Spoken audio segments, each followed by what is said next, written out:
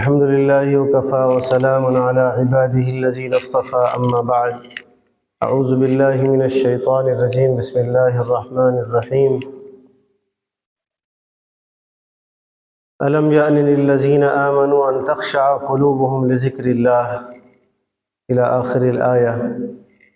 صدق الله مولانا العظيم. میرے محترم بزرگوں، دینی اور ایمانی بھائیوں، اللہ تبارک و تعالیٰ کا بڑا شکر و احسان ہے کہ پروردگار عالم نے ہمیں اور آپ کو ایمان جیسی عظیم نعمت عطا فرمائی. دنیا میں بھی اور آخرت میں بھی کامیابی کا زینہ وہ ایمان ہی ہے. اس لیے کہ اگر ہم دنیا سے ایمان کے ساتھ اگر رخصت نہیں ہوئے تو کامیاب نہیں ہو سکتے، اور اگر بغیر ایمان کے چلے گئے تو ہماری ناکامی میں کوئی شک نہیں ہے. ایمان ایک بنیادی چیز ہے. اللہ تبارک و تعالیٰ نے ہم انسانوں کو اس دنیا میں بھیجا، اور انبیاء کی دعوت جب ہمارے سامنے آئی تو انبیاء علیہم السلام کے ذریعے سے ہم نے اپنے رب کو پہچانا. اگر انبیاء نہیں آتے تو ہمیں شاید کوئی ہمارے رب کی پہچان کرانے والا کوئی نہیں ہوتا. اللہ اور اس کے بندے کے درمیان جو ایک مضبوط سلسلہ ہے وہ انبیاء کرام علیہم الصلاۃ والتسلیم کا ہے. تو ہم نے انبیاء کے ذریعے سے اپنے رب کو پہچانا کہ میرا بھی کوئی خالق اور مالک ہے، میرا بھی کوئی پروردگار ہے جس نے ہمیں پیدا کیا ہے. تو ہم انسانوں کو اللہ نے اس دنیا میں وجود بخشا ہے، اور انبیاء کے ذریعے سے ہم نے اپنے رب کو پہچانا ہے کہ ہمارا ایک ہی رب ہے کہ صرف عبادت اسی کی جائے گی، اس کے ساتھ کسی کو شریک نہیں کیا جائے گا. اس پر ایمان رکھنے میں ہم مخلص ہیں. اس کے ساتھ ہم کسی کو ساجی اور ساتھی نہیں بناتے. اگر ہم ایسا کر رہے ہیں تو موحد ہیں، توحید پر عمل کرنے والے ہیں. اور اگر ہم نے اپنے رب کے ساتھ کسی کو شریک کر لیا تو پھر ہم موحد نہیں، مشرک ہو جائیں گے. اور رب اپنے ساتھ کسی کو شریک کرنا پسند نہیں کرتا. وہ ایک یکتا اور اکیلا ہے، وہی ایک یکتا ذات ہے، انمول ذات ہے، اس کے جیسا کوئی نہیں ہے. تو ہمیں اس پر ایمان لانا ہے، اور ایمان بھی ایسا کہ دیکھ کر نہیں، غیب پر ایمان لانا ہے. ایمان بالغیب. اور وہ ایمان بالغیب انبیاء کے ذریعے ہم تک پہنچی. انبیاء علیہم السلام نے ہمیں دعوت دی کہ تمہارا رب ایک ہے جس نے تمہیں پیدا کیا ہے، جس نے اس ساری کائنات کو بنایا ہے. اس پر ایمان لانا ضروری ہے، اس پر یقین کرنا ضروری ہے. اگر ہمارا ایمان اور یقین اس کے ساتھ وابستہ ہے تو ہم کامیاب ہیں. اور اس ایمان کی حفاظت کر کے ہم اس دنیا سے رخصت ہو جائیں، یہی ہمارے لیے بھلائی کی چیز ہے.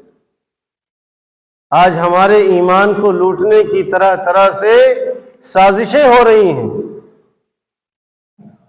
ایسے حالات میں ہمارے سامنے ایک نمونہ ہمارے اکابرین کا، اکابر علماء کا، اکابر صحابہ کا، انبیاء کا ایک نمونہ ہمارے سامنے موجود ہے کہ آج اگر ہمارے ساتھ وہ ہو رہا ہے جو انبیاء کے زمانے میں ان کے ساتھ ہوا تو ہم ان کو دیکھ کر صبر کریں اور یہ یقین کر لیں کہ اللہ نے جیسے ان کو کامیاب کیا تھا تو ہمیں بھی کامیاب کرے گا انشاءاللہ.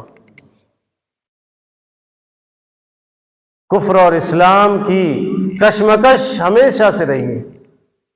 کفر ہمیشہ اسلام کو زیر کرنے کی کوشش کرتا ہے، اور اسلام ایک ایسا مذہب ہے کہ جس کو اللہ ہمیشہ سربلند رکھتا ہے۔ وہ کفر کے نرغے میں بھی اسلام سربلند ہی رہا ہے، وہ پست نہیں ہوا، چاہے مصائب ڈھانے والے کتنے ہی مصائب ڈھالے۔ صحابہ کے بے شمار واقعات ہمارے سامنے ہیں، بے شمار، ایک دو نہیں۔ آج ہم پر اگر کوئی تکلیف آتی ہے، ہمیں کوئی مصیبت پہنچتی ہے، تو ہم ان کے حالات کو پڑھ کر صبر کر لیں، اور جو وعدے اللہ نے ان کے ساتھ کیے ہیں وہی وعدے ہمارے ساتھ بھی ہیں۔ ایسا نہیں ہے کہ صحابہ کے ساتھ وعدے اللہ کے الگ تھے اور ہمارے لیے کچھ بھی نہیں ہے، ایسا ہرگز نہیں۔ اس لیے ہمیں اپنے ایمان کی حفاظت کر کے اس دنیا سے جانا ہے، چاہے وہ مرد ہو، عورت ہو، بچے ہوں، بوڑھے ہوں، جوان ہوں، ہر ایک کو اپنے ایمان کی حفاظت کر کے اس دنیا سے جانا ہے انشاءاللہ۔ بالفرض اگر مان لیں کہ ایک مسلمان اگر کوئی عمل نہیں کرتا، کوئی عمل نہیں کر رہا ہے، وہ بہت بڑا پاپی ہے، لیکن اس نے رب کے ساتھ کسی کو شریک نہیں کیا ہے، وہ موحد بن کر اس دنیا سے جا رہا ہے، تو یقیناً ایک نہ ایک دن اس کی نجات ہو جائے گی اسی ایمان کی وجہ سے۔ اور قرآن نے کہا کہ وَمَن يَرْتَدِدْ مِنْكُمْ عَنْ دِينِهِ فَيَمُتْ وَهُوَ كَافِرٌ، جو شخص اس دنیا میں رہ کر ایمان سے مرتد ہو گیا اور اسی حال میں مر گیا تو وہ کافر مرا ہے۔ کتنا قیمتی ہے ایمان، اور اسی ایمان کو بچانے کے لیے صحابہ نے وہ تکلیفیں برداشت کی کہ اگر آج وہ تکلیف ہمیں دی جائے تو ہمارے رونگٹے کھڑے ہو جائیں گے، چیخ نکل جائے گی، لیکن انہوں نے اللہ کے وعدے اور بشارت پر مسکرا کر اس تکلیف کو برداشت کیا ہے، مسکرا کر۔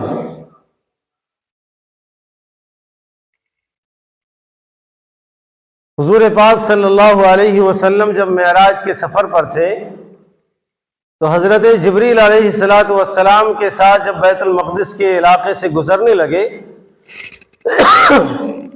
تو پیارے آقا نے فرمایا کہ جبریل، اس علاقے سے، یعنی ملک شام اور فلسطین کے علاقے سے مجھے جنت کی خوشبو آ رہی ہے، جنت کی خوشبو آ رہی ہے۔ جبریل نے فرمایا کہ آقا،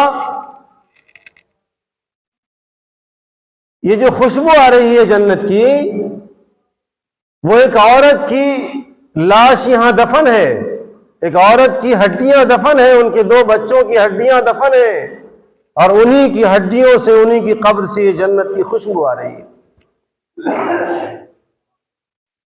وہ کیا واقعہ ہے؟ فرعون کے دربار میں ایک عورت رہا کرتی تھی، جیسے ہمارے یہاں بڑے گھرانوں میں ایک خادمہ ہوتی ہیں، کوئی برتن دھو رہی ہے تو کوئی کپڑے دھو رہی ہے، کوئی کھانا پکا رہی ہے، کوئی رانیوں کے سر کو سجا رہی ہے، کنگھا کر رہی ہے۔ تو فرعون کے دربار میں ایک عورت تھی، اس کا لقب ہی مشاطہ تھا، کنگھا کرنے والی۔ فرعون کی رانی کی ایک دن وہ عورت کنگھا کر رہی تھی، اور کنگھا کرتے کرتے بال ہاتھ سے وہ کنگھا نیچے زمین پہ گر گیا۔ تو چونکہ فرعون تو اپنے آپ کو خدا کہتا تھا، اس کے سامنے کسی اور کا نام لیا جائے یہ بہت بڑا ظلم تھا، تو وہ کنگھا اس کے ہاتھ سے گر گیا، تو اس نے موسیٰ اور ہارون کے رب کا نام لے کر اس کنگھے کو اٹھایا، تو اس کی بیٹی نے سن لیا کہ یہ عورت تو میرے گھر میں رہ کر میرے والد کو خدا نہیں سمجھتی ہے، یہ موسیٰ اور ہارون کے رب کو مانتی ہے۔ میرے ٹکڑے پہ پلنے والی عورت میرے باپ کو خدا نہیں کہتی، بلکہ یہ موسیٰ اور ہارون کے رب پر ایمان رکھتی ہے۔ فرعون کو خبر مل گئی کہ یہ جو اپنے گھر میں یہ عورت ہے، خادمہ ہے، یہ آپ کو خدا نہیں کہتی ہے، یہ تو موسیٰ اور ہارون کے رب کو خدا مانتی ہے۔ فرعون جلال میں آ گیا، اچھا میرے محل میں پلنے والی میرے ٹکڑوں پر رہنے والی اور مجھے خدا نہیں کہتی؟ اس کو فرعون کے سامنے حاضر کیا گیا، اس سے کہا کہ مجھے تم خدا نہیں مانتی ہو؟ اس عورت نے کہا کہ نہیں، پروردگار تو وہ ایک ہی ہے جس نے سب کو پیدا کیا ہے، میں آپ کو خدا کیسے کہہ سکتی؟ فرعون نے ظلم و تشدد کیا اور اس عورت کو دیوار میں چپکا کر اس کے ہاتھ اور پیر میں کیل ٹھوک دی، کہا کہ اب بھی اگر ہم مجھے خدا نہیں کہو گی تو تمہیں آگ کے حوالے کر دیا جائے گا اور تمہاری ہڈیاں اور گوشت الگ ہو جائیں گے۔ اس کا ایمان دیکھیے گا ذرا، کتنا مضبوط ایمان تھا۔ اس عورت نے یہ برداشت نہیں کیا کہ میں فرعون کو خدا کہہ دوں جو خود مخلوق ہے۔ خدا تو وہ ہے جس نے کائنات کو پیدا کیا ہے، کائنات کی ایک ایک چیز کو پیدا کیا ہے۔ فرعون، تجھے بھی پیدا کرنے والی ذات وہی ہے، تجھے کیسے خدا کہہ دوں میں؟ تو اپنے آپ کو خدا کہتا ہے، انا ربکم الاعلی، تو خود کو کہتا ہے، لیکن تیرے بس کی کوئی چیز نہیں ہے، نہ تو آسمان بنا سکتا ہے نہ زمین بنا سکتا ہے۔ بہرحال اس نے اس عورت کے اوپر بہت تشدد کیے، اور اس کی 2 بچیاں اور تھیں۔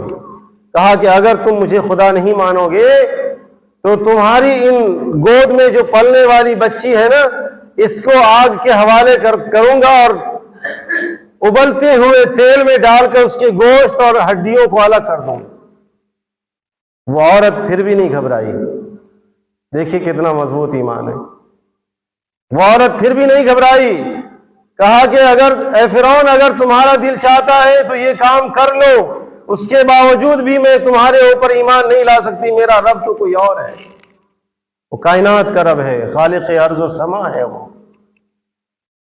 بالآخر اس کی نظر کے سامنے اس کی گود میں پلنے والی بچی کو تیل میں، کڑھائی میں ابلتے ہوئے تیل میں ڈال دیا گیا، اس کا گوشت، اس کی ہڈیاں الگ ہو گئی۔ پھر دوسری بچی کو بھی ڈالا گیا، اور اب جا کر اس عورت کی باری آئی تو اس نے ایک درخواست کی کہ اے فرعون، تم نے اپنی تمنا پوری کر لی، مجھے بھی اس میں ڈال دو، لیکن میری ایک تمنا ہے کہ جب میری ہڈیاں اور میرے گوشت الگ ہو جائیں، ان کو ایک جگہ جمع کر کے فلسطین کے علاقے میں دفن کر دینا۔ کہا کہ ٹھیک ہے، تمہاری یہ تمنا پوری کر دی جائے گی۔ پھر ان کی ہڈیوں کو لے جا کر شام کے علاقے میں دفن کر دیا گیا۔ اور جب حضور پاک علیہ الصلوۃ والسلام معراج کے سفر میں تھے تو اللہ کے رسول کو اسی عورت کی اسی کی بچیوں کی جو ہڈیاں ہیں ان سے جنت کی خوشبو آ رہی، جنت کی خوشبو آ رہی۔ یہ ہے ایمان پر استقامت۔ ان الذین قالوا ربنا اللہ ثم استقاموا، جس نے یہ کہہ دیا کہ ہمارا رب صرف اور صرف اللہ ہی ہے اور اس پر وہ زندگی بھر جمع رہا، تو کیا انعام ملے گا؟ ان الذین قالوا ربنا اللہ ثم استقاموا تتنزل علیہم الملائکہ الا تخافوا ولا تحزنوا، کوئی غم مت کرو، کوئی افسوس نہ کرو۔ تو یہ ایمان کی حفاظت ہے۔ آج ہماری ماں اور بہنوں کے ایمان پر ڈاکہ ڈالا جا رہا ہے، طرح طرح سے ان کے ایمان کو سلب کرنے کی کوشش کی جا رہی ہے کہ اس کا ایمان ختم ہو جائے، بس بیڑا ختم ہے، اس قوم کے ایمان کو چھین لو، چاہے وہ کسی طرح سے بھی ہو، لالچ دے کر، جس راستے سے بھی ہو، اس کے ایمان کو سلب کر لو۔ تو ہمارے اس قوم کے مردوں کو اور عورتوں کو یہ یاد رکھنا چاہیے کہ کفار مکہ نے بھی اللہ کے رسول کو یہ لالچ دیا تھا کہ آپ دین اسلام کی تبلیغ کرنا چھوڑ دیجئے، آپ جو چاہیں گے وہ دینے کے لیے تیار ہوں۔ تو پیارے آقا نے کیا کہا تھا؟ اے کفار مکہ، اگر تم میرے ایک ہاتھ پر چاند اور سورج رکھ دو، پھر بھی میں اس کام سے باز نہیں آ سکتا، مکے کی ساری دولت میرے قدموں میں لا کر رکھ دو، پھر بھی میں ایمان کی تبلیغ سے اور اشاعت سے باز نہیں آ سکتا۔ یہ استقامت ہے۔ اور یہی واقعات ہمیں ایمان پر جمنے میں معاون ثابت ہوں گے۔ اللہ کے رسول نے کتنی تکلیفیں ایمان کو پھیلانے کے لیے، ایمان کی اشاعت کے لیے کتنی تکلیفیں برداشت کی ہیں۔ خود فرماتے ہیں نبی آخر الزمان کہ مجھے اس راستے میں جتنی تکلیفیں دی گئیں، کسی انبیاء کو اتنی تکلیف نہیں دی گئی، کسی نبی کو ایسی تکلیف نہیں دی گئی۔ وہ نبی اتنی محبت کر رہا ہے اس امت سے، جس کے ایمان کی حفاظت کے لیے انہوں نے خود تکلیف برداشت کی۔ لہذا ہمیں اور آپ کو اور ہماری ماں اور بہنوں کو بھی، کیونکہ عورتوں کا ایمان بہت کمزور ہوتا ہے، وہ ذرا سی لالچ میں آ کر اپنے ایمان اور دھرم کو بیچ دیتی ہیں، وہ غیروں کے حوالے ہو گئیں۔ اس لیے میری ماں اور بہنوں، اگر آپ تک یہ آواز پہنچ رہی ہے تو آپ یہ سمجھ لیجئے کہ ایک مسلمان گھرانے میں رہتے ہوئے کوشش یہ کریں کہ دین پر عمل ہو جائے، اور اگر آپ دین پر عمل نہیں کر رہی ہیں، نماز روزہ صدقہ زکوٰۃ کچھ نہیں کر رہی ہیں، لیکن اپنے ایمان کو بچا کر اس دنیا سے چلی گئیں، تو یقیناً آپ کو کامیابی مل جائے گی۔ ایمان معیار ہے کامیابی کی، اور ایمان ہی نہیں ہے تو پھر کامیابی کی کوئی دلیل نہیں، کوئی ثبوت نہیں۔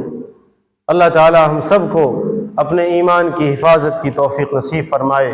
وآخر دعوانا الحمدللہ رب العالمین۔